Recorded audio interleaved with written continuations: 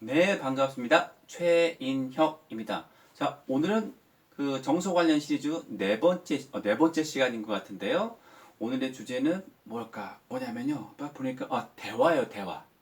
대화도 그냥 대화가 아니고 정서적인 대화를 갖다 이야기하는 것이고요. 그냥 정서적인 대화가 아니라 집안의, 가정에서였던 가족 간의 정서적 대화를 갖다 이야기합니다. 대충 뭐 짐작하시겠지만, 이게 정서적인 대화가 잘 알면서도 되지 않는 것으로 그쵸 제가 알고는 있는데요. 그래서 이 가족의 정서적 건강성이라고 하는 것이 있어요. 가족의 정서적 건강성 이게 뭐냐면요. 가족 간에 이제 원하는 것을 갖다 욕구를 갖다 잘 들어주고요. 또 하나는 뭐냐면요. 요 중요한 거 감정을 갖다가 잘 수용하고 지지해 주는 것. 이런 가정이 의사소통이 잘 되었을 때 이제 가능한 거 아니겠어요, 그죠? 이랬을 때 이제 친밀감을 갖다 갖는 가정을 갖다가 가족의 정서적 건강성이라고 이야기를 해요. 그래서 저는 이런 단어가 뭐 있다라고 하는 것들을 갖다가 요번에 이제 교사하면서 정서적 건강성? 그냥 건강하면 되는 것들인데 이렇게 칭하고 하는구나, 명명하는구나라고 하는 걸 갖다 말씀하는데요. 그 미국 같은 경우에는 이런 그 가족의 어떤 건강성을 갖다 유지하기 위해서 여섯 가지의 그 뭐랄까 특성을 갖다가 얘기하는데요. 여섯 가지 뭐냐면요. 헌신, 감사, 그 다음에 뭐 함께 시간 보내기 이런 것도 있고요. 정신적 복지, 그 다음에 스트레스에 대해서 잘 견뎌내기. 또 하나가 뭐냐면요. 오늘 이야기하고 싶은 의사소통에 관련된 것들이에요. 그래서 아마 이 제목을 갖다가 대화가 필요해 이런 어떤 제목을 제가 이제 정했는데 일단은 뭐 인간은 대화를 통해서 변화한다라고 하는 것들이죠. 또 변화도 하고요. 대화를 통해서 뭔가 창조를 해 나간다라고 하는 것들이에요. 이 대화가 굉장히 중요한 것들이에요. 우리 언어가 발달되면서부터 우리 문화 문명이 막 발전해 갔잖아요. 그죠? 굉장히 중요한 것들이고요. 일단 뭐 저희가 흔히 그 커뮤니케이션의 어떤 수단으로 쓰는 것들이 언어, 대화라고 하는 것을 갖다가 좀 강조를 하고 싶어요. 어, 댁내 가족 간의 대화는 어떠십니까? 뭐 존중하는지 아니면 이해하는지를 잘 모르겠지만 글쎄 우리 가족 간의 대화? 글쎄 뭐 코미디 프로에서처럼 대화가 필요해? 라고 하는 것처럼 밥 먹었나? 뭐 이런 것만 사용하지 않나? 이런 것들도 한번 살펴볼 필요성이 있다라고 하는 것들이죠. 자, 그래서 이게 이제 부모들의 양육 태도를 좀 살펴보게 되면요. 그 양육 태도에 따라서 어떤 대화가 옳을까라고 하는 것을 갖다가 좀 볼 수가 좀 있어요. 양육 태도를 갖다가 좀 보게 되면요. 원만형도 있고요. 그 다음에 거부형도 있고요. 그 다음에 뭐 방임형, 뭐 지배형.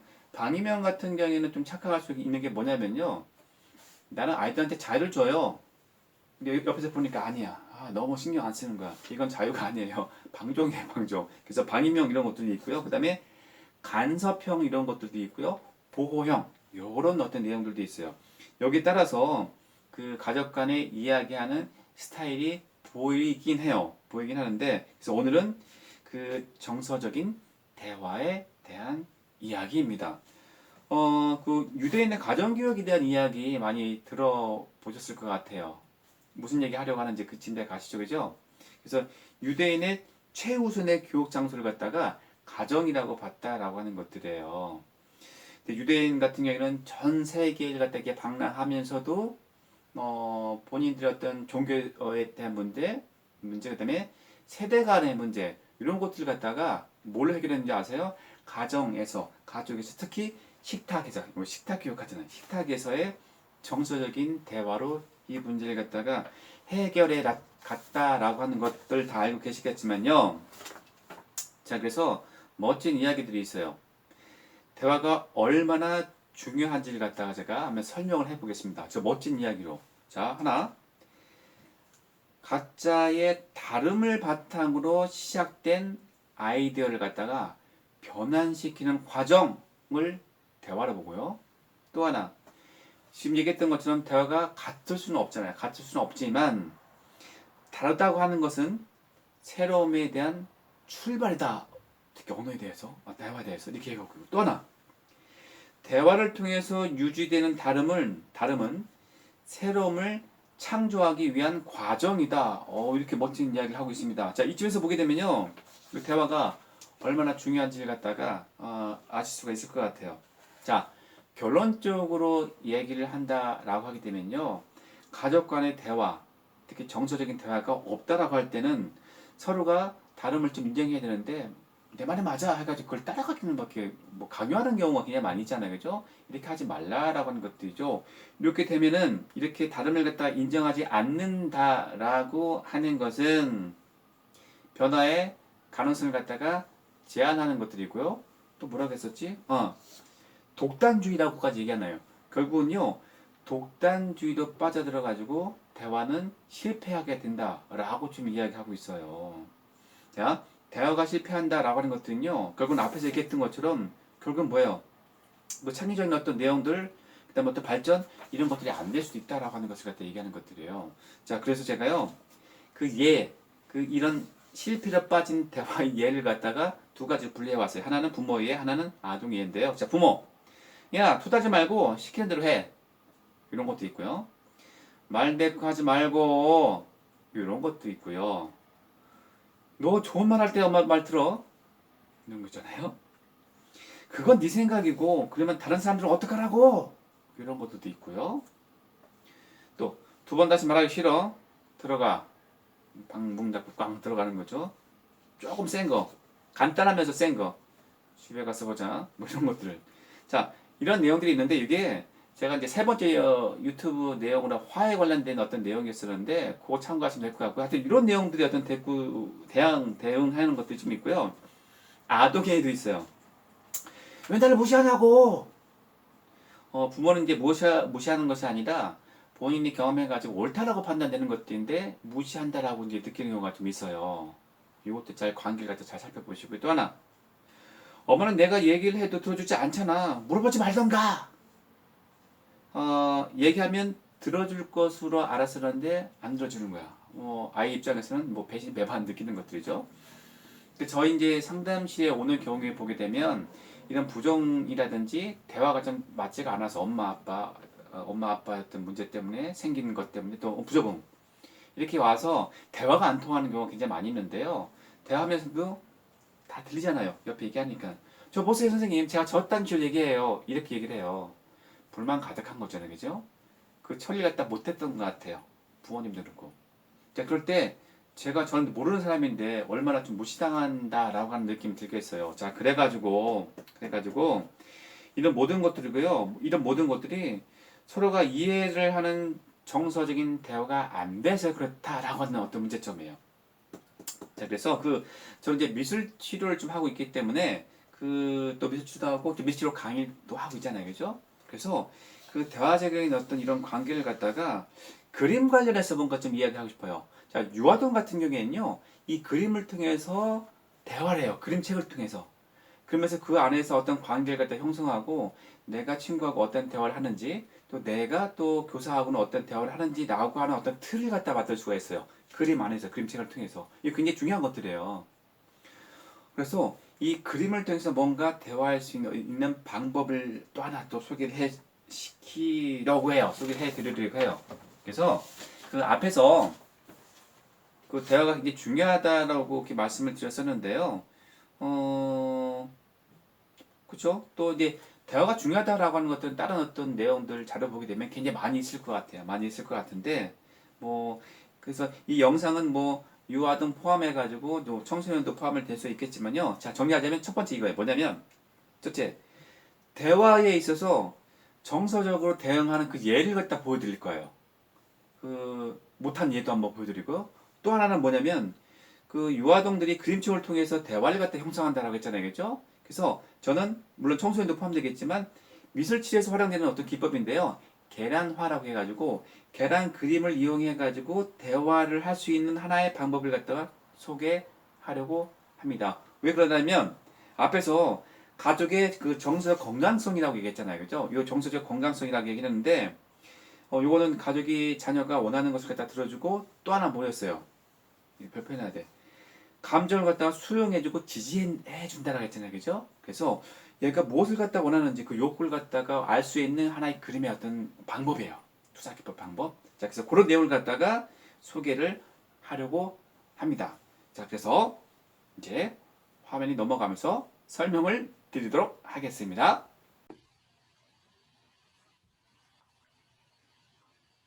자, 그래서 네 번째 정서 관련 영상이네요. 제목은 이렇게 한번 붙여봤습니다. 자, 우리 가족 정서적 대화가 필요해 라고 하는 내용이고요. 앞에서 이제 영상 앞쪽에서 이제 설명을 좀 드렸었고요. 자, 여기서는 계란 그림을 이용한 이렇게 되어 있는데요. 미술치료 어떤 기법이에요. 미술치료에서 활용되는 어떤 기법인데, 내담자와 대화하려고 사용하는 하나의 기법인데, 그것도 설명을 드리도록 하겠습니다. 자, 대화 시요, 자녀에 대한 어떤 관심 기울이기가 좀 있는데요. 계속 이렇게 하라는 것이 아니라, 어느 정도 아이들이, 초등학교 들어가기 전까지만 이렇게 해준다고 하게 되면, 충분히 아이들도 정서적으로 좀 안정이 될 수 있을 거라고 봐요. 자, 첫 번째는요, 말할 때 서로 간의 시선을 갖다 부드럽게 마주치는 것입니다. 그 연인 간에만 이렇게 말할 때 시선을 갖다 부드럽게 마주치는 것이 아니고요. 자녀 간에도 굉장히 필요하다라고 하는 것들이죠. 그다음 두 번째는 몸짓과 얼굴 표정이 중요하다라고 되어 있어요. 야, 얼굴 표정도 중요한데요. 죄송하지만 몸짓에도 표정이 있는 것 아세요? 무슨 이야기인지 아시겠죠, 그죠? 네. 그다음에 셋째, 간단한 말이나 동작으로 즉각적인 반응을 보이는 것이다. 왜 엄마는 내가 얘기할 때 듣지도 않아? 뭐 이런 것들 있잖아요, 그죠? 듣는 척하는 것 하지 말라라고 하는 것들이에요. 자, 반응을 갖다 보여주라라는 것이고요. 자, 그래서 크게 두 가지로 나눠보면 하나는 정서적인 예, 부정적인 것, 긍정적인 것 이렇게 보여드리고요. 또 하나는 좀 아까 얘기했었던 계란화를 이용한 대응하는 대화하는 어떤 방법을 말씀드리도록 할게요. 첫 번째는 부정적인 정서 대응이 얘네요. 예를 들어서 아이가 엄마 오늘 학교 가기 싫은데 하루만 쉬면 안 될까? 뭐 때문에 가기가 싫은 건데 이런 거. 학교를 왜 안 가? 학교 안 가고 뭐 하려고? 노력하려고? 자, 그다음에 내가 알아서 해.